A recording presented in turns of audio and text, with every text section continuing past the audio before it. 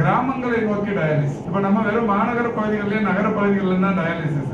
இந்த அரசு பொறுப்பேற்றதற்கு பிறகு தமிழ்நாடு முழுவதும் இருக்கிற மருத்துவக் கல்லூரி மருத்துவமனைகளிலும் மாவட்ட அரசு மருத்துவமனைகளிலும் வட்டார மருத்துவமனைகளிலும் நாம இப்ப டயாலிசிஸ் இயந்திரங்களை கூடுதலா வாங்கி கொடுத்து தொடர்ச்சியா பண்ணிட்டு இருக்கிறோம். ஒவ்வொரு வருஷமும் ஒரு 100க்கு குறையாம இப்போ டிஎன்எம்எஸ்ல அதை ரெக்ரூட் பண்ணி நம்ம இப்ப எல்லா இடத்துல வச்சிருக்கோம். இந்த நிலையில இப்போ இன்னமும் இது கிராமங்களை நோக்கி பயணிக்கணும், கிராமங்களை நோக்கி டயாலிசிஸ் போகணும். கிராமத்துல இருக்கிறவங்களுக்கு அந்த பாதிப்பு ஏற்பட்டா அவங்க நகரத்துக்கு வந்துதான் டயாலிசிஸ் பண்ண வேண்டியது. இப்ப அரசு மருத்துவமனைகளும் நகர பகுதிகளில் இருக்கிற மருத்துவமனைகளுக்கு தான் வரணும். தனியார் மருத்துவமனைகளும் ஓரளவுக்கு வளர்ந்த பகுதிகளில் மட்டும்தான் இதை வச்சிருப்பாங்க. அப்போ அந்த கட்டமைப்பை நம்ம கிராம பகுதிகளுக்கும் எடுத்துட்டு போகணும்னு சொல்லி மாண்புமிகு தமிழ்நாட்டின் முதலமைச்சர்கள் ஒரு மலை கிராமத்திலிருந்து குக்கிராமத்திலிருந்து வரவங்கள நகரத்துக்கு வந்து டயாலிசிஸ் பண்ணி போறதுல இருக்கிற சமத்தை கருத்தில் கொண்டு இந்த மேம்படுத்தப்பட்ட ஆரம்ப சுகாதார நிலையங்கள் 50 டயாலிசிஸ் யூனிட் தொடங்கப்படும். இப்போ 2 நாளுக்கு முன்னாடி முதல்வர் அவர்களுடைய அறிவுறுத்தலுக்கு ஏற்ப இப்ப அரசாணை வந்திருக்கிறது.